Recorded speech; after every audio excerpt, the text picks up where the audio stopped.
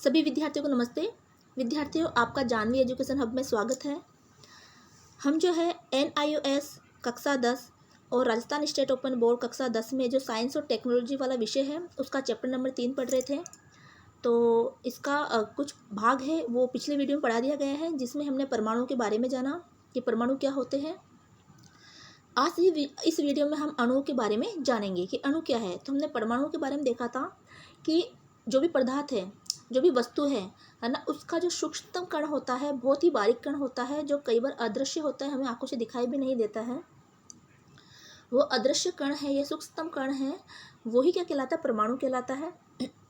यानी कि जो भी पदार्थ है उसको अगर हम तोड़ेंगे और उसके टुकड़े करेंगे तो एक अवस्था ऐसी आएगी कि वो बहुत ही बारीक टुकड़े हो जाएंगे। उसके बाद उसको मतलब तोड़ा नहीं जाता, अविभाजित नहीं किया जा सकता, है ना, वो परमाणु है। ये तो पहले की अवधारणा थी, लेकिन आज के संदर्भ में बोला जाता है कि परमाणु को भी विभाजित किया जा सकता है, परमाणु को भी तोड़ा जा सकता है। तो ये आज की अवधारणा है। तो हमने पिछले वीडियो में परमाणु के बारे में विस्तार से जानकारी ली थी और उसकी अवधारणा क्या क्या है वो भी इस चैप्टर में जो भी अवधारणा दे रखी है वो भी हमने पढ़ा था। आज इस वीडियो के अंतर्गत हम इसके आगे के चैप्टर को पढ़ेंगे, आगे के भाग को पढ़ेंगे, जो कि अणु से संबंधित है कि अणु किसे कहते हैं, अणु के क्या क्या विशेष गुण होते हैं वो हम जानेंगे। और साथ में यौगिकों के सूत्र कैसे बनते हैं, जो भी पदार्थ होते हैं, जो भी यौगिक होते हैं, उसके सूत्र कैसे बनाए जाते हैं, इससे संबंधित क्वेश्चन भी आपके इस चैप्टर में दे रखा है, कई बार एग्जाम में पूछा भी जाता है। तो पढ़ते हैं आज हम अणु के बारे में। तो अणु क्या है? तो ज़्यादा से ज़्यादा वीडियो को लाइक करें, शेयर करें, चैनल को सब्सक्राइब करें। और साथ में मैंने इस चैप्टर के अंदर जो हाईलाइट भी कर रखा है, जो भी मोस्ट लाइनें हैं उसको मैंने हाईलाइट कर रखा है। तो आप इन मोस्ट लाइनों को भी अगर वीडियो के अंदर पढ़ के जाओगे तो भी आप अच्छे से अपना एग्जाम को क्लियर कर सकते हो। तो अणु क्या है? डाल्टन की परिकल्पना के अनुसार परमाणु के संयोजन में से अणुओं की रचना होती है। यानी कि परमाणु क्या है कि पदार्थ की एक मूल इकाई है, ठीक है। उसके संयोग से, यानी अगर परमाणु को मिला दें तो उसके संयोग से क्या बनते हैं? अणु बनते हैं, जिसको उसने परमाणु यौगिक का नाम दिया। जिसने डाल्टन ने क्या नाम दिया? परमाणु यौगिक का। तो ये है डाल्टन के विचार। आज हम जानते हैं कि अणु क्या है। अणु एक निश्चित अवस्था में एक या अलग तत्वों के दो या दो से अधिक परमाणुओं का समुच्चय है। एक निश्चित अवस्था होनी चाहिए, चाहे वो ठोस हो, द्रव्य हो, है ना, यानी कि ठोस हो या फिर पिघला हुआ पदार्थ हो या फिर गैस हो। तो एक निश्चित अवस्था में एक या अलग तत्वों के दो या दो से अधिक परमाणुओं का समुच्चय होना चाहिए, जिसमें परमाणु रासायनिक बलों या रासायनिक संयोजन द्वारा एक दूसरे से बंधे रहते हैं। उनका कुछ रासायनिक संयोजन होता है, कुछ रासायनिक बल होता है, जिसके द्वारा वो एक दूसरे से बंधे हुए रहते हैं। परमाणु किसी भी पदार्थ का सबसे सूक्ष्मतम कण है, परंतु वे स्वतंत्र अवस्था में नहीं रह सकता। देखो, परमाणु तो क्या है? बहुत ही सूक्ष्मतम कण है, सूक्ष्म कण है ना, किसी भी पदार्थ का, लेकिन वो स्वतंत्र नहीं रह सकता, ठीक है। जबकि इसके विपरीत अणु क्या है? अणु जो है वो या तो वह यौगिक का सूक्ष्म कण है, यानी अणु क्या कहलाएगा? अणु जो इसके विपरीत अणु पदार्थ है या फिर कोई यौगिक है, उसका सूक्ष्मतम कण होता है। कोई पदार्थ है उसका बहुत छोटी बारीक टुकड़ा होता है, ठीक है, जो किसी भी सामान्य परिस्थिति में स्वतंत्र अवस्था में रह सकता है। एक अणु की उस पदार्थ के सभी गुण उपस्थित रहती है, मतलब उस एक अणु में उस पदार्थ के सभी गुण उपस्थित रहती है जिसका वो अणु है। जैसे ये मान लो, है ना, आपकी मिश्री है, ठीक है। मिश्री को आप अगर तोड़ोगे, मिश्री का एक गांठ डरा आता है, मिश्री को आप तोड़ोगे, ठीक है। तोड़ने के बाद में उसके छोटे छोटे टुकड़े हो जाएंगे, उसको फिर तोड़ोगे तो फिर छोटे छोटे अणु हो जाएंगे, ठीक है। अब मिश्री के जितने जो मिश्री के डले में जो गुण थे वही उसके जो है वो बारीक टुकड़ा हुआ है, बारीक अणु हुआ है, उसमें भी वही गुण रहेगा, ठीक है। तो उस अणु के अंदर वही गुण होते हैं जिसका वो टुकड़ा होता है। उस पदार्थ के सभी गुण उसमें मौजूद रहेंगे, मिश्री के सारे गुण उसमें मौजूद रहेंगे जो कि उसके अणु में रहेंगे। तो अणु में वही गुण मौजूद होते हैं जो कि मिश्री में है, क्योंकि वो अणु किसका है? मिश्री का है। एक अणु को रासायनिक संरचना का वर्णन करने के लिए उस तत्व के प्रतीक व सूत्र की सहायता ली जाती है। अब देखो, अणु को रासायनिक संरचना बताने के लिए, है ना, उसका वर्णन करने के लिए कुछ प्रतीकों का सहायता, कुछ सूत्रों की सहायता ली जाती है। जैसे कि हमें जो पानी है, पानी का सूत्र H2O होता है, यानी उसमें हाइड्रोजन के 2 परमाणु होते हैं और ऑक्सीजन का 1 परमाणु होता है। तो इस तरह से उसको रखा जाता है। तो 3.5 खंड में वर्णित है। तो इसके बारे में 3.5 में बता रखा। ऑक्सीजन का अणु, जिसमें हम परिचित है, ऑक्सीजन के बारे में हम जानते हैं, 2 परमाणु से बना है, इसलिए ये द्विपरमाणुक यानी O2 द्वारा लिखित है। तो ऑक्सीजन में 2 परमाणु होते हैं, 2 परमाणु को हम कैसे लिखते हैं? O2। ऑक्सीजन का अगर 2 परमाणु है तो हम इसको O2 लिखेंगे, ठीक है। तो ऑक्सीजन के 2 परमाणु को O2 के रूप में दर्शित किया जाता है। तो जो ये क्या हो गया, ये तो परमाणु का सूत्र हो गए, मतलब ये जो भी पदार्थ है उसका सूत्र है, उसके नीचे इसके नीचे जो भी नीचे लिखा हुआ होता है, जो भी संख्या लिखी होती है वो उसका परमाणु को दर्शाता है कि उसमें कितने परमाणु है। तो तो 2 परमाणु से बना है, इसलिए यह द्विपरमाणुक है। Hydrogen, nitrogen, chlorine, chlorine fluorine, chlorine, bromine और आयोडीन द्विपरमाणुक अणुओं के अन्य उदाहरण हैं। और उसको हम क्रमशः H2, N2, F2 यानी कि हाइड्रोजन को H2 के रूप में लिखा जाएगा क्योंकि 2 परमाणु है हाइड्रोजन के, N2 के रूप में नाइट्रोजन के 2 परमाणु हैं, F2 के रूप में हम लिखेंगे फ्लोरीन को, फ्लोरीन के इसमें 2 परमाणु हैं, और क्लोरीन को Cl उसका क्लोरीन का सूत्र है, इसके 2 परमाणु हैं, ठीक है। Br यानी कि ब्रोमीन, इसके भी 2 परमाणु है, और आई यानी कि आयोडीन, आयोडीन के भी कितने परमाणु हैं, 2 परमाणु। तो ये क्या है, द्विपरमाणुक है। तो इस तरह से इसको प्रदर्शित किया जाता है। अब यहाँ चित्र के माध्यम से बताया रखा है H2, N2, F2, Cl2, Br2 और I2, ठीक है। तो ये यानी कि अलग अलग 2 परमाणु से मिलकर ये बना हुआ है। तो ये इसके सूत्र हो गए। तो ये इस तरह से परमाणुओं को, द्विपरमाणु को, ये द्विपरमाणु अणुओं को दर्शाया गया है। ये क्या है, सारे अणुओं को दर्शाता है। कुछ अन्य तत्व अधिक जटिल अणुओं के रूप में मौजूद हैं। सामान्यतः तापमान व दबाव, सामान्य तापमान व दबाव पर फास्फोरस में 4 परमाणु यानी P4 तथा सल्फर परमाणु में 8 परमाणु यानी S8 होता है। तो अब देखो ये नीचे क्या लिखे हुए, परमाणु की संख्या लिखी हुई है, इसमें कितने परमाणु हैं। तो सल्फर में कितने हो गए, 8 हो गए, यानी S इसका सल्फर का जो सूत्र है, ठीक है। और फास्फोरस में कितने हो गए, P यानी कि P फास्फोरस का जो सूत्र, फास्फोरस का प्रतीक चिन्ह है, और ये इसका F इसके मतलब 4 इसका परमाणु है। 4 परमाणु से बने अणु को चतुर परमाणु कहते हैं। आमतौर पर 3 या 3 से अधिक परमाणु से मिलकर बने अणु बहुपरमाणु की श्रेणी में के अंतर्गत आते हैं। तो अब देखो ये ज़्यादा परमाणु है, 3 से ज़्यादा बने हुए हैं, है ना, 3 से ज़्यादा परमाणु इसमें है, इसमें 4 है, इसमें 8 है ना। तो ये बहुपरमाणु के श्रेणी में आते हैं। केवल कुछ वर्ष पूर्व ही कार्बन के एक ऐसे अणु की खोज हुई जिसका आणविक सूत्र C60 था। तो इसका आणविक सूत्र कितना था, C60, और इसे बेकमिंस्टर फुलेरिन नाम दिया गया। इसके विषय में आप उच्च कक्षाओं में अध्ययन करेंगे। तो अब ये देखो कार्बन के अंदर कितने परमाणु हैं, 60 परमाणु बताए गए हैं। तो फास्फोरस अणु P4 की संरचना, अब फास्फोरस की P4 की संरचना कैसे हुई वो बता रखी है यहाँ पर, और सल्फर अणु S8 की संरचना कैसे हुई यहाँ पर बता रखी है।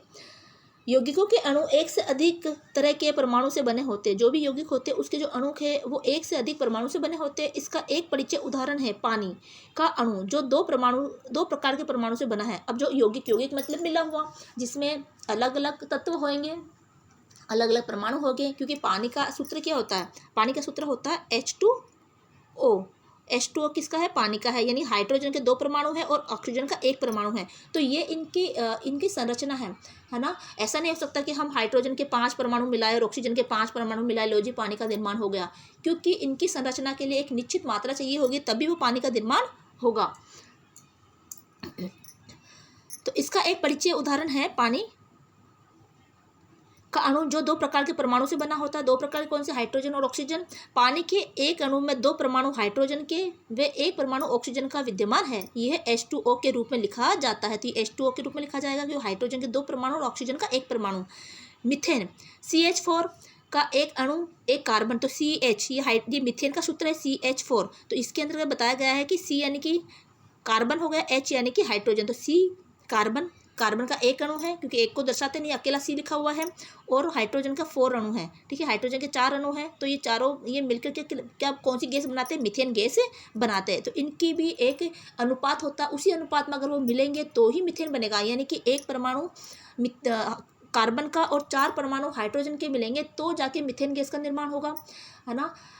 2 परमाणु हाइड्रोजन के और 1 परमाणु ऑक्सीजन का मिलेगा तो जाके पानी का निर्माण होगा। तो इनकी मात्रा निश्चित अनुपात में होनी चाहिए। ऐसा नहीं कि हम भाई 4 परमाणु कार्बन के मिला दे और 8 परमाणु हाइड्रोजन के मिला दे तो भाई हो गए मीथेन गैस का निर्माण, ऐसा नहीं होगा। इनकी एक निश्चित संरचना होती है, उसी संरचना में अगर ये मिलेंगे तो ही उस वस्तु का, उस पदार्थ का निर्माण होगा। अगला है एथिल एल्कोहल, C2H2OH के एक अणु में 9 परमाणु हैं। अब 9 परमाणु कैसे, देखो 9 परमाणु है, ये 2 परमाणु कार्बन के, ये कार्बन है तो कार्बन का कितना परमाणु हो गया, 2 परमाणु हो गया। 6 परमाणु किसके हो गए, हाइड्रोजन के हो गए, ठीक है, और 1 परमाणु ऑक्सीजन का है। 6 परमाणु हाइड्रोजन कैसे हुए, क्योंकि H यहाँ पर भी है, H यहाँ पर भी है, ठीक है। तो H में यानी 5 परमाणु हाइड्रोजन के यहाँ पर है और 1 परमाणु ये रहा, तो हाइड्रोजन कितने परमाणु हो गए, 6 परमाणु हो गए, 5 और 1 6 परमाणु हाइड्रोजन के हो गए और 1 कौन है, ऑक्सीजन है। तो इस तरह से क्या बना, इस तरह से एथिल एल्कोहल का निर्माण होता है। तो यहाँ पर बता भी रखा है, देखो पानी के परमाणु, पानी के अणु, तो पानी के ये अणु इस तरह से बन जाएंगे। कब बनेंगे पानी के अणु, यानी परमाणु से मिलकर अणु बनते हैं। तो एक परमाणु किसका रहेगा, ऑक्सीजन का, 2 परमाणु किसके रहेंगे, हाइड्रोजन के 2 परमाणु हैं और 1 अणु ऑक्सीजन का है। नाइट्रोजन के लिए अमोनिया का अणु कैसे बनेगा, 1 अणु नाइट्रोजन का है, 3 अणु हाइड्रोजन के हैं। तो इस तरह से इसका निर्माण होता है। अब अणुओं का द्रव्यमान, अणुओं का द्रव्यमान, उसका भार हम किस तरह से देखते हैं। अभी आपने सीखा कि एक अणु को हम उसके आणविक सूत्र के द्वारा प्रदर्शित कर सकते हैं। तो एक आणविक सूत्र होता है, एक अणु को उनका कुछ आणविक सूत्र, जैसे H2 का, हाइड्रोजन का आणविक सूत्र H है, ऑक्सीजन का O है, तो आणविक सूत्र के द्वारा प्रदर्शित कर सकते हैं। आणविक सूत्र एक तत्व अथवा यौगिक का हो सकता है। आमतौर पर आणविक सूत्रों को उस पदार्थ का आणविक द्रव्यमान का निर्धारण करने के लिए प्रयोग करते हैं। यानी कि आमतौर पर आणविक सूत्र क्यों लिखा जाता है, कि हमें पता चले कि उसमें किस किस की मात्रा कितनी मिली हुई है, कौन से परमाणु कितने उसमें मिले हुए हैं। यदि कोई पदार्थ के अणुओं से बना है, यदि कोई पदार्थ के अणुओं से बना है, जैसे कि CO2, H2O या NH3, तो उसके आणविक द्रव्यमान की गणना करना सरल है। तो इस तरह से अगर लिखा हो तो हम बता सकते हैं कि उसमें आणविक द्रव्यमान कितना है, क्योंकि उसकी वैल्यू हमें पता होगी तो हम इसका द्रव्यमान निकाल लेंगे। इस प्रकार आणविक द्रव्यमान उस अणु में उपस्थित सभी परमाणु के परमाणु द्रव्यमान का योग है। तो आणविक द्रव्यमान किसे कहेंगे, उस अणु में मान लो H2 का अणु है ना, ठीक है, H2O, तो आणविक द्रव्यमान में उस अणु में उपस्थित सभी परमाणु, अब मान लो H का परमाणु कितना है, H जो परमाणु है, H का द्रव्यमान कितना है, ठीक है, और साथ में O का द्रव्यमान कितना है। तो इसको हम देखेंगे और फिर सबको जोड़ेंगे तो उसका द्रव्यमान, उस अणु का द्रव्यमान निकल के आ जाएगा। इस प्रकार आणविक द्रव्यमान उस अणु में उपस्थित सभी परमाणुओं के परमाणु द्रव्यमान का योग है। अतः कार्बन डाइऑक्साइड CO2 का आणविक द्रव्यमान इस प्रकार प्राप्त करेंगे। देखो CO2 का आणविक द्रव्यमान कैसे प्राप्त करेंगे, C के कितने परमाणु है, C के एक ही परमाणु है और इसकी C की वैल्यू क्या है, C की एक की वैल्यू होती है 12.0 U। तो हमने वैल्यू पिछले वीडियो में देखी थी, बार मैं आपको और बता देती हूँ कि वैल्यू कैसी होती है। देखिए ये वैल्यू थी, है ना, ये आपके पिछले पन्नों में दे रखी है पाठ के। तो ये वैल्यू है कुछ सामान्य तत्वों के परमाणु द्रव्यमान यानी कि ये इसकी वैल्यू इस तरह से निकलती है, द्रव्यमान U यानी द्रव्यमान। तो ये आप देख सकते हो, है ना, कि ये सारी इसमें ये प्रतीक दे रखे हैं और ये वैल्यू इसकी यानी द्रव्यमान उनके दे रखे हैं। तो हमें किसका देखना था, हमें देखना था कार्बन का। तो देखो कार्बन का ये रहा, यानी कार्बन का वैल्यू कितनी है, ये रही कार्बन की वैल्यू C, ये इसका प्रतीक, ये कार्बन है, ये 12.01 ये इसकी वैल्यू है, ठीक है। तो अब ये C2O, ठीक है, ये है। तो हमें इसका निकालना है कार्बन डाइऑक्साइड का।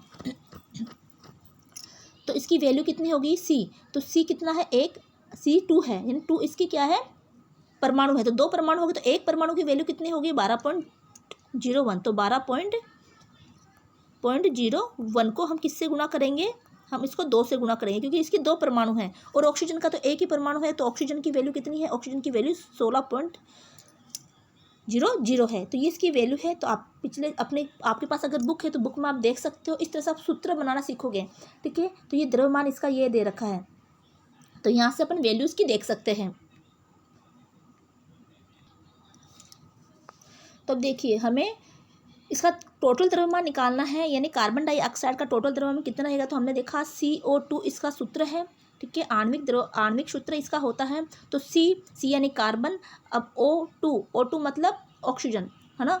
तो इसका वैल्यू हम निकालने के लिए हम देखेंगे किस तरह से हम निकालेंगे C। तो C का जो है ये C है। अब C कितना है, इसमें एक परमाणु C का है, यानी C के कितने परमाणु है, C के सिर्फ एक ही परमाणु है। तो हम 1 से गुणा करेंगे मल्टीप्लाई, और C का जो द्रव्यमान कितना था, यानी कार्बन का द्रव्यमान कितना था, 12.01 था। तो हम 1 को नहीं देखें, सिर्फ 12.0 ही लेंगे, ये उसकी द्रव्यमान हो गया। इसको गुणा करेंगे, कितना आया, 12.1।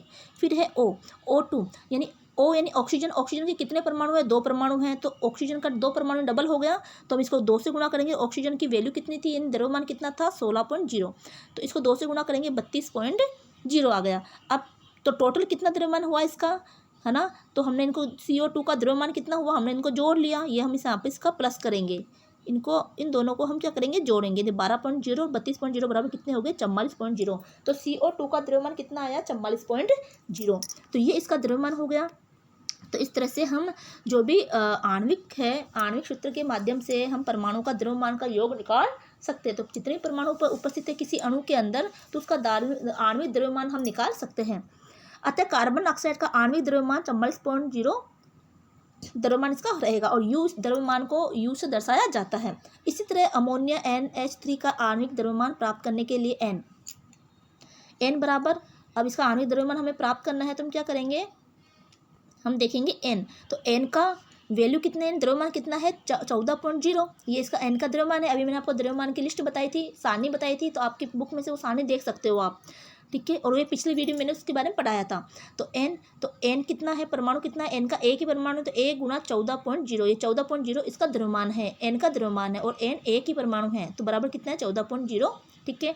फिर है H यानी हाइड्रोजन। तो हाइड्रोजन के कितने परमाणु, 3 परमाणु हैं हाइड्रोजन के, तो हाइड्रोजन का द्रव्यमान कितना है, 1.08, ये इसका द्रव्यमान है जो कि सारणी में दे रखा है।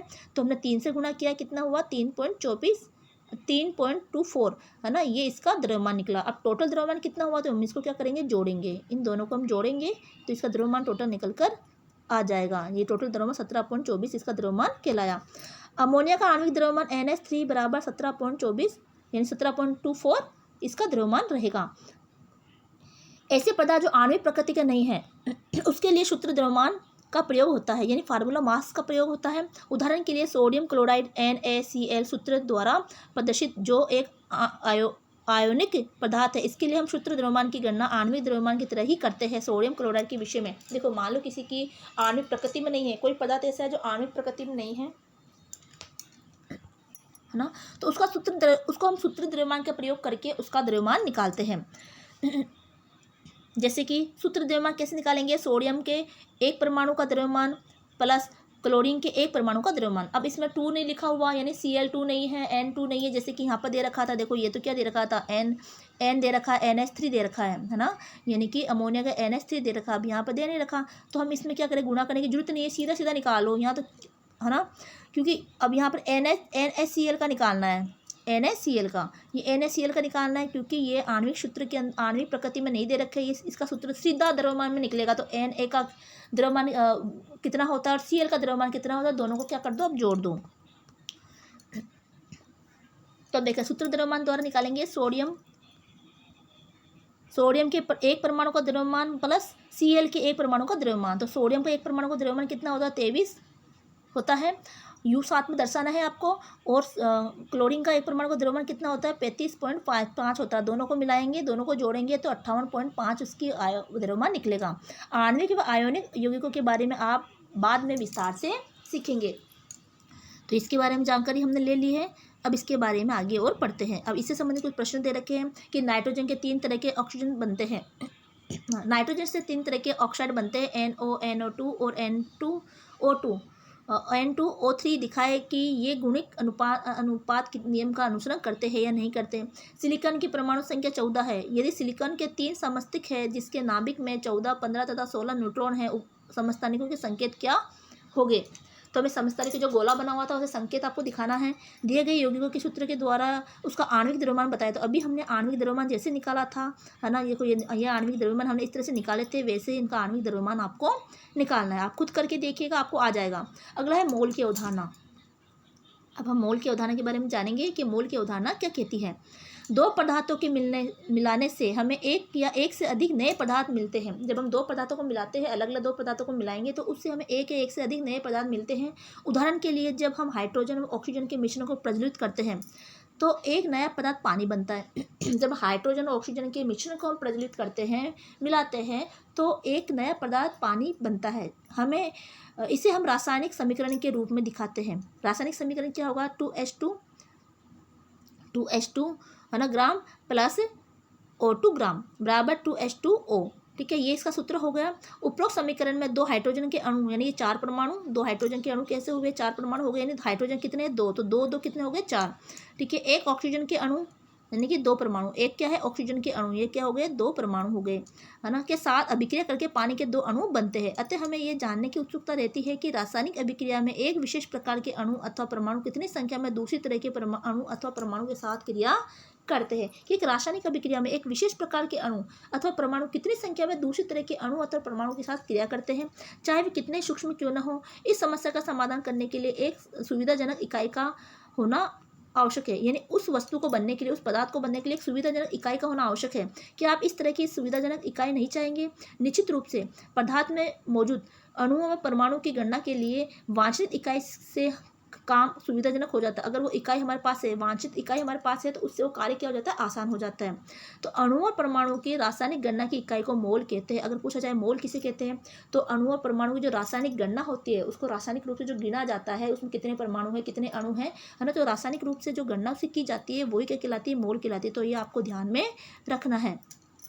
सामान्य तौर पर मोल का शब्द का प्रयोग 1896 में विल्हेम ओस्टबाल्ड ने किया। अब इसका प्रयोग किसने किया, ये भी आपको ध्यान रखना है। कई बार ऑप्शन में पूछा जाता है कि सामान्य तौर पर मोल शब्द का प्रयोग 1896 में विल्हेम ओस्टबाल्ड ने किया। इसकी उत्पत्ति लैटिन शब्द मोल से हुई है, जिसका अर्थ है ढेरी। क्या होती है, ढेरी। जिसका प्रतीक मोल SI यानी अंतर्राष्ट्रीय प्रणाली पदार्थ की मात्रा को मापने के लिए आधार इकाई है। यह निम्न रूप में परिभाषित किया गया है। तो ये क्या होता है, ढेरी, यानी किसी परमाणु कितनी ढेरी है, ठीक है। तो ये इसको मोल के रूप में जाना जाता है। उसको लिए एक शब्द यूज किया गया, उसको बोला गया मोल। अब ये मोल की पूरी अच्छी से परिभाषा लिखी गई है कि एक मोल पदार्थ की वह मात्रा है, एक मोल पदार्थ की वह मात्रा है। मोल क्या है कि मोल क्या है, एक पदार्थ की वह मात्रा है जिसमें उतने मौलिक कण, परमाणु, अणु, फार्मूला इकाई, अन्य मौलिक कण हो जितने 0.012 kg या कार्बन 12 समस्थानिकों में परमाणु की संख्या है। तो ये परिभाषा आपको ध्यान में रखने की, मोल की परिभाषा लिखिए तो ये आपको बतानी है। सरल शब्दों में C12 के 0.012 किलोग्राम, अब यानी कि 12 ग्राम, और C12 का जो है द्रव्यमान कितना होता है, 0.0112 यानी कि 12 ग्राम में मौजूद परमाणु की संख्या को मोल कहते हैं। तो इसमें C12 में जो परमाणु की संख्या है कितनी है, ये परमाणु की संख्या है जिसको हम 12 ग्राम के रूप में देखेंगे। और यहाँ पर 0.012 यानी कि किलोग्राम लिखा हुआ है, लेकिन इसको ग्राम में देखेंगे तो 12 ग्राम इसका होगा, ठीक है। तो 12 ग्राम में मौजूद परमाणु की संख्या को मोल कहते हैं। यद्यपि मोल को कार्बन के परमाणु के रूप में परिभाषित किया गया है, लेकिन यह इकाई किसी भी पदार्थ के लिए लागू होती है। जैसे कि दर्जन का अर्थ है 12 या एक ग्रास का अर्थ है 144। तो मोल दर्जन या ग्रास की भांति वैज्ञानिकों की गणना की इकाई है। तो मोल क्या है, वैज्ञानिकों की गणना की इकाई। तो मोल की इकाई क्या हो गई, C12, और C12 का ग्राम देखें तो 12 ग्राम होगा, किलोग्राम में देखें तो 0.012 होगा, ठीक है। तो ये मोल की गणना की इकाई है। मोल का प्रयोग वैज्ञानिक विशेषज्ञ, तो हम देखेंगे कि मोल क्या है, दर्जन या ग्रास की भांति वैज्ञानिक गणना की इकाई है। तो मोल क्या है, वैज्ञानिक गणना की इकाई। मोल का प्रयोग वैज्ञानिक विशेषकर रासायनिक पदार्थों में अणु व परमाणु की संख्या गिनने के लिए करते हैं। तो मोल का प्रयोग क्यों किया जाता है, ठीक है। तो वैज्ञानिक जो है विशेषकर रासायनिक पदार्थों में अणु व परमाणु की संख्या को गिनने के लिए करते हैं।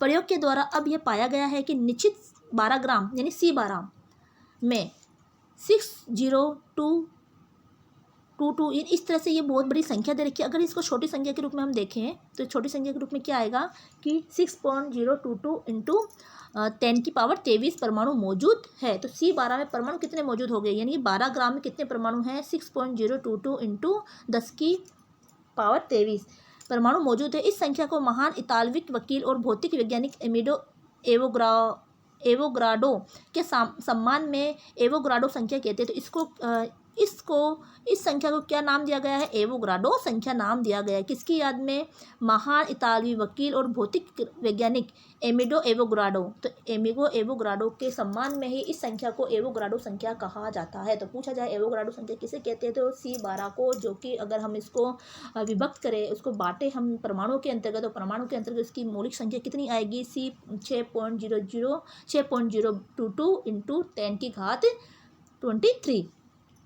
जब इस संख्या को मोल में विभाजित करते हैं तो इससे मिलने वाले स्थिरांक को एवोग्राडो का स्थिरांक कहा जाता है। अब स्थिरांक कौन सा होगा, ये वाला हो गया, ठीक है। इसको प्रदर्शित करने का प्रतीक है Na। तो कैसे प्रदर्शित किया जाता है ये भी आपको ध्यान रखना है। Na बराबर 6.02 इंटू 10⁻23 है। ये मोल का क्या है, ये मोल का इसका प्रतीक चिन्ह इसको बताया गया है, तो ये आपको ध्यान में रखना है। हमने देखा कि कार्बन का परमाणु द्रव्यमान 12 है, ठीक है। तो कार्बन का परमाणु द्रव्यमान कितना है, 12 U है। हीलियम का परमाणु द्रव्यमान 4 है। अतः हम देखते हैं कि कार्बन का एक परमाणु हीलियम के एक परमाणु में 3 गुना भारी है। तो हमने देखा कि कार्बन का एक परमाणु हीलियम के एक परमाणु से 3 गुना क्या है, भारी है। पता चल रहा है ना। देखो हीलियम का परमाणु द्रव्यमान कितना है, 4 है, और कार्बन का परमाणु द्रव्यमान कितना है, 12 है। तो 4 3 12 यानी 3 गुना ज़्यादा है कार्बन का, हीलियम से 3 गुना ज़्यादा है। तो अगर हम देखें इसको, तो हम देखते हैं कि कार्बन का एक परमाणु हीलियम के एक परमाणु से 3 गुना भारी है। इसके अनुसार कार्बन के 100 परमाणु हीलियम के 100 परमाणु की तुलना में 3 गुना भारी है, क्योंकि कार्बन का परमाणु हीलियम के परमाणु तिगुना होता है।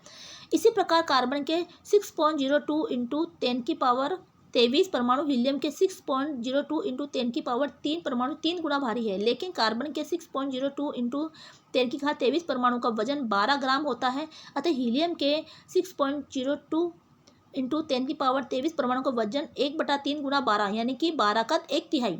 12 का 1/3 मतलब 12 का 1/3 यानी 12 जो है कार्बन से वो हीलियम है 3 गुना कम है, जबकि कार्बन जो है हीलियम से 3 गुना ज़्यादा है और वो 3 गुना कम हो गया। तो 1/3 करेंगे, 12 का 1/3 कितना होता है, 4।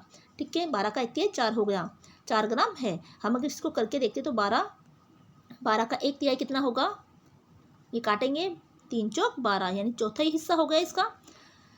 अब हम कुछ और तत्वों का उदाहरण लेकर उस तत्व के 1 मोल परमाणु के द्रव्यमान की गणना कर सकते हैं। मोलर, तो इस तरह से हम और उदाहरण लेके भी कर सकते हैं। अगर है मोलर द्रव्यमान। अब मोलर द्रव्यमान क्या है, किसी पदार्थ के 1 मोल के द्रव्यमान को उसका मोलर द्रव्यमान कहा जाता है। एक पदार्थ के मोल का जो द्रव्यमान होता है, मोल के द्रव्यमान को उसका मोल द्रव्यमान कहा जाता है। पदार्थ, एक तत्व या यौगिक कुछ भी हो सकता है। ऑक्सीजन के 1 मोल परमाणु के द्रव्यमान का अर्थ है ऑक्सीजन के 6.02 इंटू 10 की पावर 23 परमाणु का द्रव्यमान। तो ये आपको मोलर का द्रव्यमान, ये सूत्र है मोलर का, ठीक है। तो ये मोल का सूत्र है, ठीक है। तो ये ऑक्सीजन के इस तरह से वो परमाणु को निकालेगा। यह पाया गया है कि किसी की 1 मोल ऑक्सीजन के 1 मोल परमाणु का द्रव्यमान 16.0 ग्राम होता है। तो हमने द्रव्यमान देखा, ऑक्सीजन का द्रव्यमान कितना होता है, 16.0। हमने वो वैल्यू देखी थी, द्रव्यमान देखा था सारणी के अंतर्गत। जब हम 1 मोल ऑक्सीजन के अणु की बात करते हैं, उसका अर्थ है 1 मोल ऑक्सीजन के अणु यानी ओनली एक अणु, ठीक है।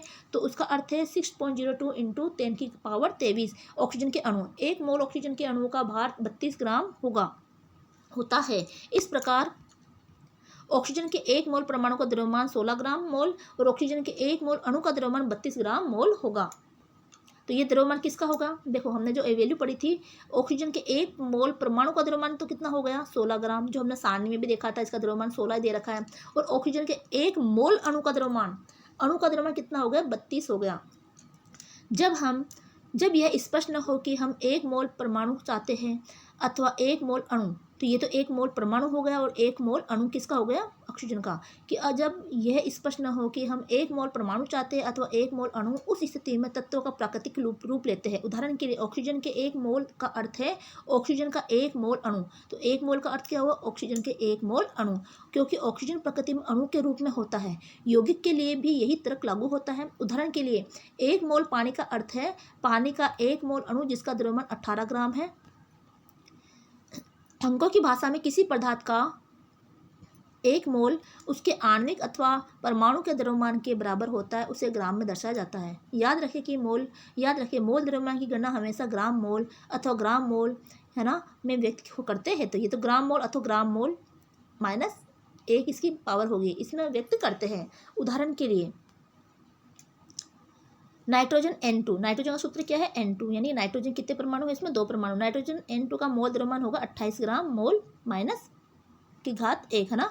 और क्लोरीन Cl2 का मोलर द्रव्यमान होगा 71 ग्राम मोल -1। कुछ साधारण पदार्थों के आणविक मोल द्रव्यमान दर्शाता है। तो अब यहाँ पर कुछ सारणी में दे रखे हैं कि इसका मोल द्रव्यमान तो क्या है, मोलर द्रव्यमान क्या है, आणविक द्रव्यमान क्या है। तो ऑक्सीजन का आणविक द्रव्यमान दे रखा है, ठीक है। सूत्र है ऑक्सीजन का O2 है और इसका आणविक द्रव्यमान है 32.0 और मोलर द्रव्यमान है यानी मोल या ग्राम में 32.0। इसी तरह क्लोरीन का है। इस तरह सभी सारणी में आप देख सकते हो कि अलग अलग पदार्थों का मोलर और आणविक द्रव्यमान और मोलर द्रव्यमान दर्शाया गया है।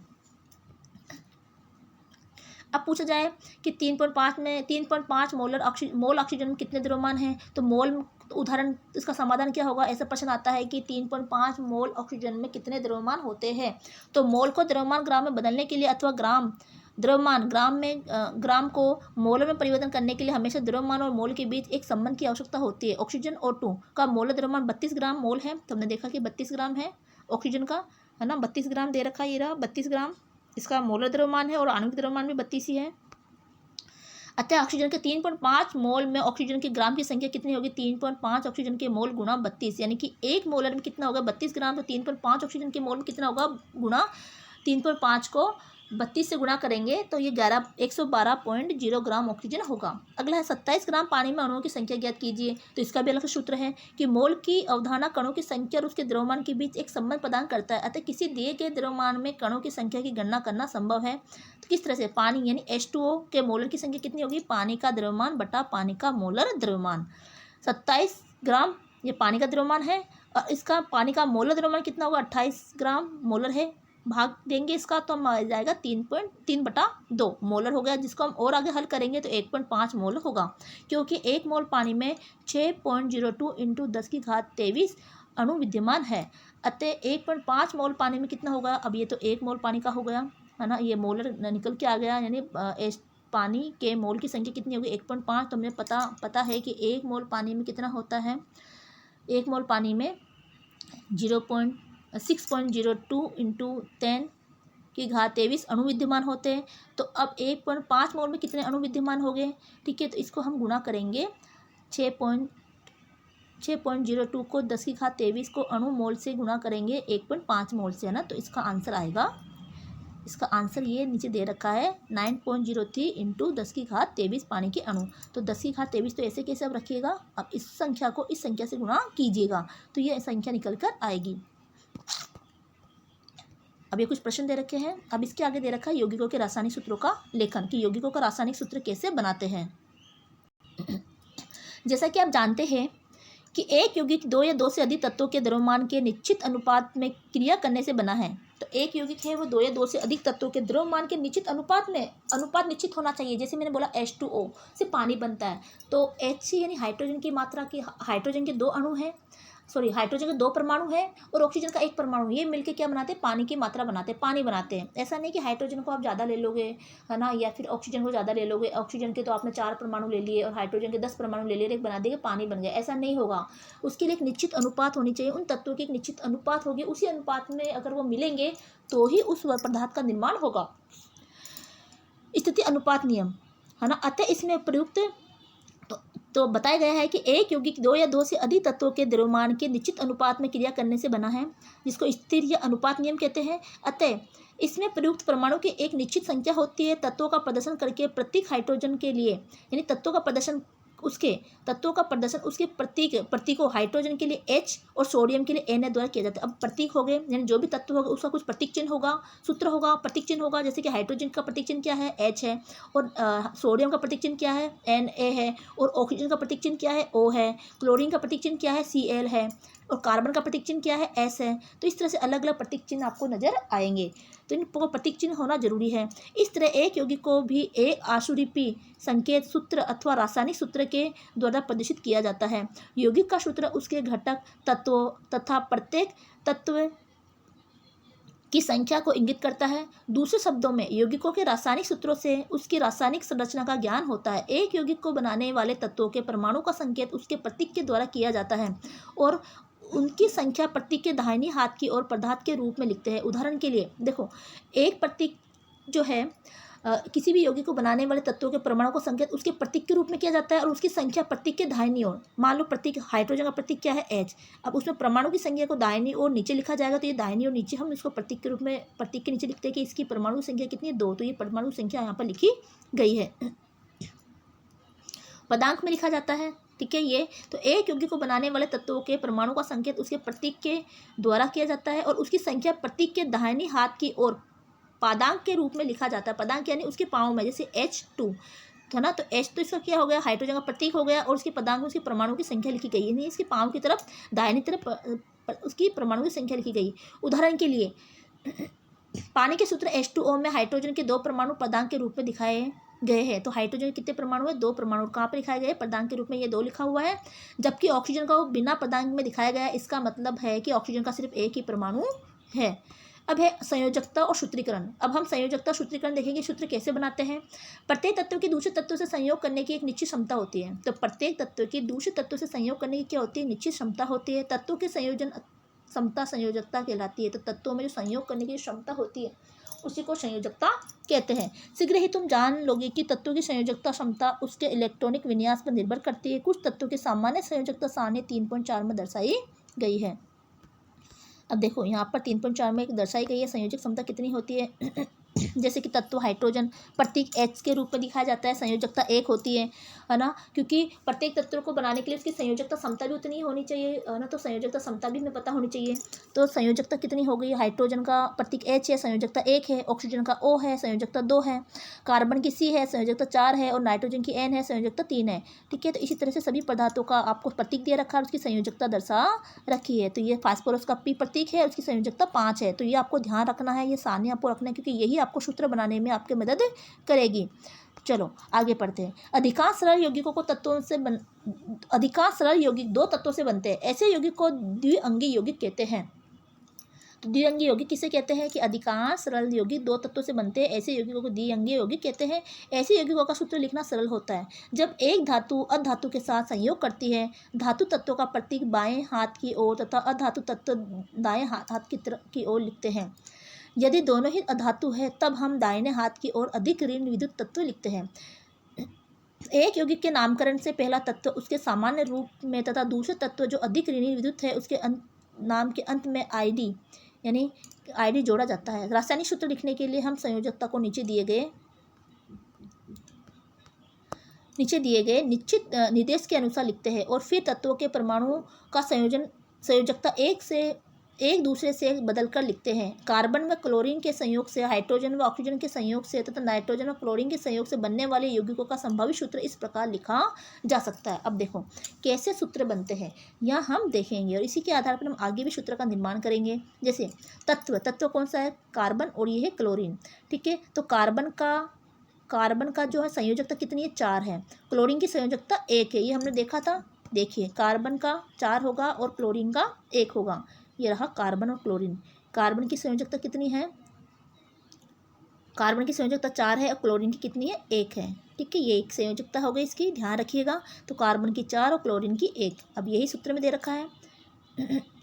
कार्बन की संयोजकता 4 है और क्लोरीन की 1 है। अब इसको हम विपरीत संख्या में गुणा करेंगे, है ना, मतलब विपरीत संख्या में रखेंगे कि अभी कार्बन का 1, तो कार्बन की तरफ जो क्लोरीन का है वो कार्बन की तरफ चला जाएगा। तो क्लोरीन कितना होगा? 1 हो गया, और कार्बन कितना होगा? 1 हो गया, और क्लोरीन का था जो कार्बन का संयोजकता था, है ना, संयोजकता का सूत्र दे रखा है।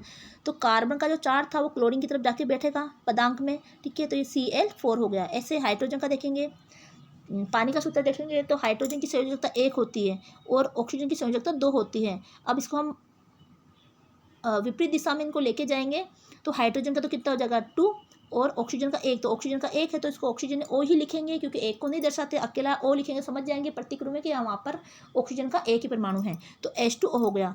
इसी तरह से हम देखते हैं आगे कि HCl।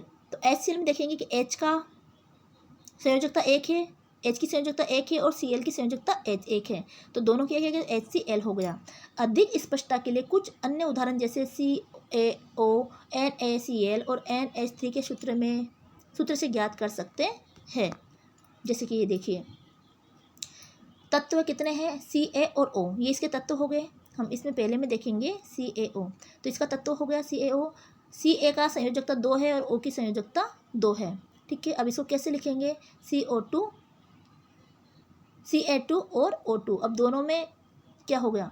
2 2 है तो उसको हटा देंगे 2 को। ठीक है, अगला है तो यह 2 आएगा। ठीक है, आएगा। Ca2 प्रिंटिंग मिस्टेक है और O2, है ना, Ca2 और O2। अगला है देखिए, तो यहाँ सही कीजिएगा, आपको यहाँ पर सही करके लिखना अपने बुक के अंदर। अगर आपके पास बुक है तो Ca2 और O2, ये आप सही करके इसको लिखिएगा। यहाँ पर A है। अगला है Na का संयोजकता 1 है और Cl की संयोजकता 1 है। तो एक एक है तो इसको सीधा सीधा लिखेंगे NaCl। अगला है N की संयोजकता 3 है और H की संयोजकता 1 है। N यानी कि नाइट्रोजन की संयोजकता 3 है और हाइड्रोजन की संयोजकता 1 है। अब इसको कैसे लिखेंगे? N की संयोजकता यानी कि यहाँ पर विपरीत में वो होगा, विपरीत परमाणु उनके पास बैठेंगे, तो N के पास तो 1 हुआ तो N को अकेले लिखा, और H के पास ये 3 चला गया तो 3 इसका परमाणु चला गया, तो ना 3H3 लिखा, ये इसके पदार्थ में परमाणु लिख दिए गए। तो इस तरह से आपको सूत्र बनाना है।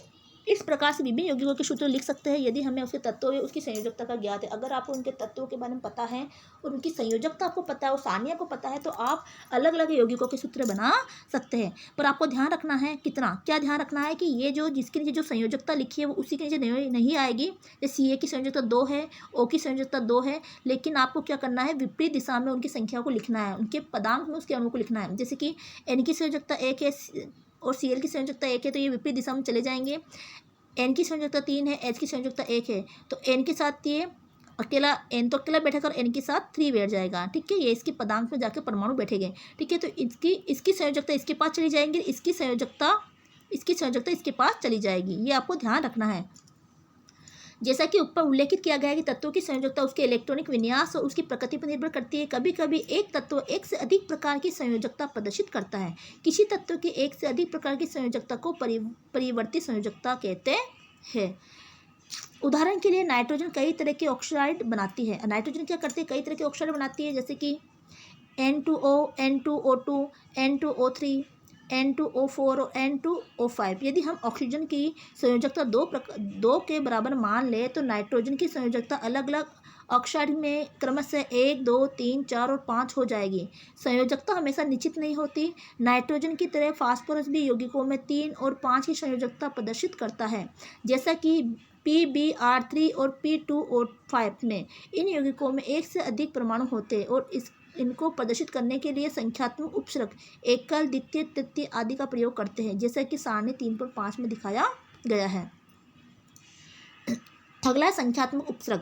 अब देखो कुछ संख्यात्मक उपसर्ग दे रखे हैं। मान लो जैसे कि मोनो, एकल संयोगी जो संख्यात्मक उपसर्ग मोनो लगाता है ना, यानी किसी भी शब्द के आगे मोनो उपसर्ग का प्रयोग किया जाएगा तो मोनो। एकल संयोगी के साथ में मोनो लगता है, जैसे कि कार्बन मोनोऑक्साइड। ठीक है, डाई, 2 संयोजी है, 2 यौगिकों का संयोग है तो उसमें डाई लगाया जाएगा, जैसे कि कार्बन डाइऑक्साइड है ना, तो ऑक्साइड के साथ में 2 है। देखिए इधर ऑक्सीजन के कितने परमाणु, 2 परमाणु, तो इसका आगे क्या लगा दिया, ऑक्सीजन के आगे, ऑक्साइड के आगे डाई लगा दिया है ना। ऑक्साइड के आगे यहाँ पर कितने संयोजन है, 1 ही है तो इसके आगे मोनो लगा दिया। अगर ट्राई त्रिसंयोजक हो तो क्या लगाएंगे, ट्राई लगाएंगे। जैसे कि यहाँ पर Cl के, क्लोरीन के, ये क्लोरीन है, Cl के कितने परमाणु है, 3 हैं। ठीक है, तो यहाँ पर क्या लगाया गया, ट्राई लगाया गया, तो फास्फोरो ट्राई फ्लोराइड। इसी प्रकार टेटा कब लगाते हैं, जब चतुर्संयोगी होती है तो कार्बन टेटा क्लोराइड, यानी CCl, C का कार्बन हो गया, Cl यानी क्लोराइड, यानी ये 4 हो गया। ठीक है, पेंटा यानी पंचसंयोगी, तो इसके लिए हम क्या लगाएंगे, पेंटा लगाएंगे। जैसे कि डाई नाइट्रोजन पेंटा ऑक्साइड। अब डाई क्यों लगाया, क्योंकि नाइट्रोजन में कितने परमाणु हैं, नाइट्रोजन में देखो सूत्र दे रखा है यहाँ पे N2O5 ये दे रखा है, तो नाइट्रोजन के 2 है तो नाइट्रोजन 2 संयोजी होते हैं, वहाँ डाई लगाते हैं आगे, ये डाई लगाते हैं तो नाइट्रोजन के आगे डाई लगा दिया, डाई नाइट्रोजन। फिर ऑक्सीजन के कितने 5 है तो क्या लगाएंगे, पेंटा, तो पेंटा ऑक्साइड। ये इस तरह से बताया गया है। या हम इस एक बात का अनुभव करते हैं कि उपसर्ग के अंत को O अथवा A को दूसरा स्वर जोड़ने से पहले हटा दिया है। उदाहरण के लिए मोनोऑक्साइड, पेंटा ऑक्साइड। संख्यात्मक उपसर्ग व तत्व के नाम से कोई अंतर नहीं होता। एकल उपसर्ग को साधारणतया पहले तत्व के लिए हटा दिया जाता है। यदि उसका तत्व हाइड्रोजन है तो हाइड्रोजन के आगे उपसर्ग नहीं लगता, चाहे कोई भी संख्या हो। अब हाइड्रोजन है तो हाइड्रोजन के आगे कोई उपसर्ग नहीं लगेगा, चाहे संख्या 1 में हो, 2 में हो या 5 में हो। ठीक है, उदाहरणार्थ यौगिक हाइड्रोजन सल्फाइड H2H का नाम हाइड्रोजन सल्फाइड के रूप में लिखा जाएगा, न कि डाई हाइड्रोजन के रूप में। ठीक है, क्योंकि हमने देखा कि 2 अगर संयोजन होता है तो डाई लगाई जाती है, लेकिन अगर हाइड्रोजन है, शुरुआत में हाइड्रोजन है तो फिर डाई नहीं लगाया जाएगा, तो न कि डाई हाइड्रोजन डाई सल्फाइड के रूप में। ठीक है, यह स्पष्ट है कि द्विअंगी यौगिकों का सूत्र लिखना अपेक्षाकृत आसान है, हालांकि जब हमें 2 से अधिक तत्वों के यौगिक का सूत्र लिखना हो तो कठिनाई होती है। निम्न अनुभाग में हम मुश्किल यौगिकों के सूत्रों पर विचार करेंगे। आप अभी यह सीखेंगे कि मूलतः यौगिक 2 प्रकार के होते हैं, सहसंयोगी यौगिक तथा वैद्युत संयोगी यौगिक या आयनिक यौगिक। H2O और NH3 से संयोगी यौगिक, यानी ये संयोग से बने हुए हैं। NaCl और MgO आयनिक यौगिक, यानी जहाँ पर नीचे कोई भी परमाणु नहीं दर्शाया गया, अकेले अकेले हैं, तो वो कौन से हो गए? आयनिक यौगिक हो गए।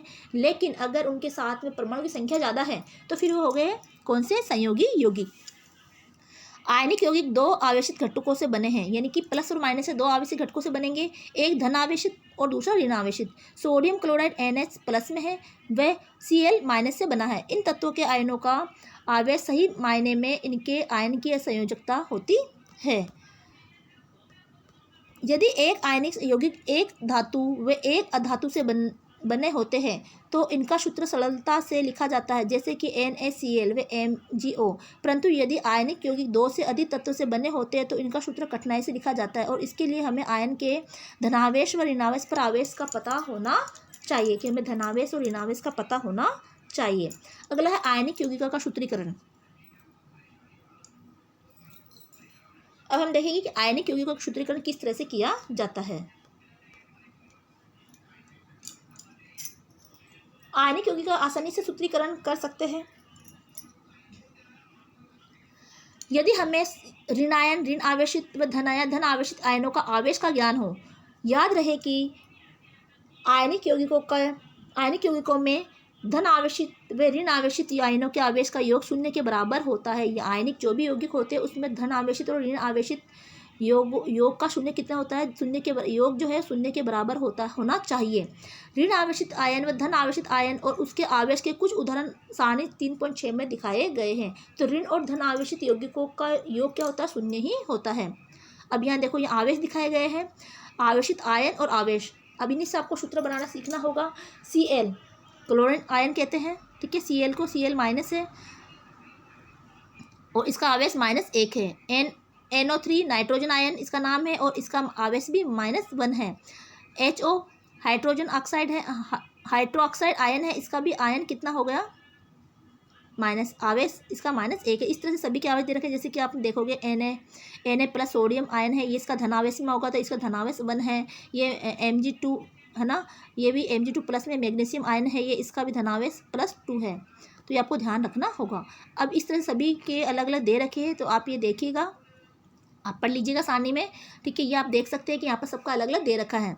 अगला है, तो यहाँ पर आवेश और यहाँ पर आयन और आवेश दोनों दे रखे हैं। तो आयन और आवेश उसका सूत्र आपको ध्यान में रखना, आप सारणी की मदद भी ले सकते हो। जो भी आयन दे रखे हैं और जो भी इसके आवेश दे रखे हैं वो आपको सामने दे रखे हैं और आप उसी से सूत्र बना सकते हैं। जैसे अभी हम आगे इसके सूत्र भी बनाएंगे। जैसे कि मान लीजिए कि आपको सोडियम सल्फेट का सूत्र लिखना है, जो सोडियम सल्फेट आयनों से बना है। इसके लिए आप ऋण आवेश व धन आवेश को एक दूसरे में बदलकर पदांक बना दें। अभी हमने पहले देखा कि एक दूसरे में बदलकर हम क्या करेंगे? पदांक बना देंगे, यानी इसका तो इसमें चला जाएगा, ठीक है, नीचे, और इसका जो है ये इसमें चला जाएगा नीचे। तो ये एक दूसरे में बदलकर इसके पदांक हम लिखेंगे। इस तरह आवेश को एक दूसरे में बदलकर लिखने का उद्देश्य आयनों की उस संख्या को ज्ञात करने के लिए होता है जो ऋण व धनात्मक आवेश को समान करने के लिए आवश्यक है। जैसे कि देखो, N+, इसका आवेश कितना है? +1 है ना। ये देखिए धनात्मक है, ये भी N+ का ये देखिए, हम देखते हैं यहाँ पर सारणी में, तो N+ का इसका कितना हो गया? आवेश 1 है ना। तो 1 ही लिखा हुआ है उसके नीचे। फिर है SO2, तो SO2 कहाँ पर है? ये रहा SO2, इसका कितना? -2 है, ठीक है। ये SO2 का -2 है। अब यहाँ जब हम लिखेंगे तो माइनस+ का चिन्ह हम नहीं लगाएंगे, हम सीधा सीधा ही संख्या ही लिखेंगे, ठीक है। तो ये N का 1 आवेश हो गया, Na का 1 आवेश हो गया, SO4 का ये 2 आवेश हो गया। ये ऋणात्मक है और ये धनात्मक है। ये संख्या हम लिख लेंगे, अंकों में नहीं लिखेंगे, मतलब उसमें कोई चिन्ह नहीं लगाएंगे प्लस माइनस का। हम शब्दों में धनात्मक ऋणात्मक लिखेंगे। ये इसके आयन लिखे हुए हैं और ये इसके आवेश लिखे हुए हैं, ठीक है। ये आवेश हो गए लिखे। इस प्रकार सोडियम सल्फेट का सूत्र बनता है Na2SO4। कैसे बना? देखो, NO2, अब ये पदांक में विपरीत चले जाएंगे तो NO की तो क्या हो गया? 2 हो गया, तो NO2 हमने इसके नीचे ये लिख दिया परमाणु। फिर है SO4, अब SO4 तो पहले से लिखा हुआ है नीचे, ठीक है। तो ये 1 है, तो SO4 ऐसे कैसे आ जाएगा, है ना। तो हम इसमें आवेशों के संतुलन की जांच करते हैं। अब हम आवेशों की संतुलन की जांच इस प्रकार करेंगे। देखिए, Na2 कितने परमाणु है? इसमें 2 परमाणु है, तो 2Na हो गया, ठीक है। इसको 2 से गुणा करेंगे। आवेश कितना है इसका? 1 ही आवेश है, तो 1 को 2 से गुणा किया, कितने आ गए? और प्लस में है तो 2 आ गया, ठीक है। प्लस 2 की संख्या आई क्योंकि प्लस में 1 है, यानी कि इसका आवेश प्लस 1 है, धनात्मक है, तो इसको 2 से गुणा करेंगे तो 2 एकम 2 और वो धनात्मक ही संख्या में प्राप्त होगी। फिर है SO4। SO4 में कितना है, इसका आवेश 1 है। SO4 का आवेश कितना है -2, ये माइनस में ऋणात्मक -2 इसका आवेश है। तो ये एक ही है संख्या में, इसका एक ही परमाणु है, तो एक परमाणु, इसका एक परमाणु गुणा -2। तो अब -2 को प्लस 1 से, मतलब प्लस के 1 से गुणा करेंगे तो माइनस की संख्या ही प्राप्त होगी। माइनस माइनस को घटाएंगे, यानी +2 में से -2 घटा कितना बचा, 0। तो हमने हमने अभी पढ़ा था कि इनका जो संतुलन है, आवेशों के संतुलन की जांच करेंगे तो उसका जो मान है वो शून्य ही आना चाहिए। ऋण आवेश और धन आवेश को जब हम इसका योग करते हैं, ठीक है, तो उसका मान कितना आना चाहिए, शून्य आना चाहिए, जो हमने भी देखा था। तो ये शून्य इसका आ गया योग। अतः यौगिक N2 और S2 विद्युत उदासीन है। अब यह स्पष्ट है कि धनायन व दिखाई आवेश की धनायन पर दिखाई आवेश की संख्या ऋणायन पर तथा ऋणायन पर दिखाई आवेश की संख्या धनायन पर लिखी जाती है। कैल्शियम फास्फोरस का सूत्र लिखने के लिए प्रत्येक आयन के आवेश को ध्यान में रखते हुए सूत्र लिखा जाता है। अब देखो अब कैल्शियम फास्फोरस का सूत्र लिखने क्या करेंगे, Ca2+ है, ठीक है। अब PO3 और इसका 4 परमाणु है ना। तो इसको कैसे लिखेंगे, यहाँ पर मैंने बता भी रखा है, सूत्र को अच्छे से बता रखा है। देखो ये हो गया आयन CO2+ और PO3- से नीचे 4, ये आयन हो गए। ये तो हो गया किसका, कैल्शियम का, और ये हो गया फास्फोरस का। ये कैल्शियम का है और ये फास्फोरस का है। PO4 फास्फोरस का है और CO2 ये कैल्शियम का है। अब हम देखेंगे कि इसका आवेश कितना है। तो CO2 का जो है Ca है, इसका आवेश +2 है, और PO है इसका -3 आवेश इसका है। अब इसको हम करेंगे क्रॉस में, है ना, इसके विपरीत के ही पदार्थ में जाके बैठेंगे। तो C के नीचे कौन बैठेगा, Ca के नीचे -3 बैठेगा। तो यहाँ पर हम 3 बिठाएंगे, 3 लिखा नहीं है, मैं लिख देती हूँ, ठीक है। Ca3, और अब ये कोष्टक में इसको रखेंगे, क्यों, क्योंकि इसके नीचे पहले से ही क्या दे रखा है, 4 दे रखा है, ठीक है। अब ये हट जाएगा यहाँ से, ठीक है। तो PO4 इसको कोष्टक में इसलिए लिया है क्योंकि इसके नीचे पहले से परमाणु दे रखे हैं, और फिर इसके साथ कौन बैठेगा, 2। तो ये हमने 2 यहाँ पर बिठा दिया। तो ये इसका किसका सूत्र हो गया, ये सूत्र हो गया कैल्शियम फास्फोरस का सूत्र हो गया। वही चीज़ें आपको यहाँ बता रखी है, लेकिन मैंने यहाँ पर इसको विस्तार से समझा दिया जैसे कि सूत्र का निर्माण हुआ था। ये इसका आयन हो गया, ये इसके आवेश हो गया जो कि सारणी में बता रखा है। तो Ca के आवेश +2 बता रखा है, और PO3 का ये जो फास्फोरस का आवेश है, ये फास्फेट है, फास्फेट का आवेश -3 बता रखा है। एक बार हम देख भी लेते हैं, आपको मैं सारणी में दिखा दूँ। ये देखिए फास्फेट आयन क्या है, इसका क्या -3 दे रखा है, ठीक है। और अगला कौन सा था, Ca, है ना, Ca, ये देखिए Ca, ये रहा Ca, ये रहा कैल्शियम आयन। तो कैल्शियम आयन का आवेश कितना दे रखा है, +2 दे रखा है। तो हमने लिखा है इसमें, इसी तरह से हमने ये सूत्र यहाँ पर बनाया है। यहाँ पर 3 आएगा, ठीक है, ये 3 आएगा। तो ये इस तरह से हम सूत्र बना सकते हैं यौगिकों के। यौगिकों का सूत्र लेखन अभ्यास के द्वारा आता है। अतः आयनिक यौगिकों का सूत्र ऊपर दिए गए निर्देश के अनुसार लिख कर सीखना चाहिए। तो जो भी निर्देश दे रखे उसके अनुसार आप इनके सूत्र लिखना सीख सकते हैं। इससे संबंधित को सूत्र के संबंधित प्रश्न भी आते हैं। हाइड्रोजन का सल्फर, निम्न यौगिकों का संभावित यौगिकों के नाम लिखिए, यौगिक हमने पढ़े हैं, ठीक है। सूत्र बनाइए, देखो यहाँ सूत्र बनाने वाले प्रश्न आ गए, ये आपको सूत्र बनाना है। यहाँ पर ये सूत्र इन आयनों से बनने वाले यौगिकों का सूत्र लिखिए। तो Hg+ और Cl, तो मैंने एक हल भी कर रखा है। इस तरह से आपको इनके सूत्र बनाने हैं। यानी ये आयन है और ये आवेश है, इसमें इस आयन में कितने आवेश है वो आपको लिखना है, इस आयन में कितने आवेश है ये लिखना है, और ये सूत्र बन गया। यानी ये इसका इसके पास चला जाएगा, तो Hg और Cl, ये 2 हो गया, Cl2, ये इसके नीचे लिखा जाएगा पदांक में। तो विपरीत आवेश लिखे जाते हैं।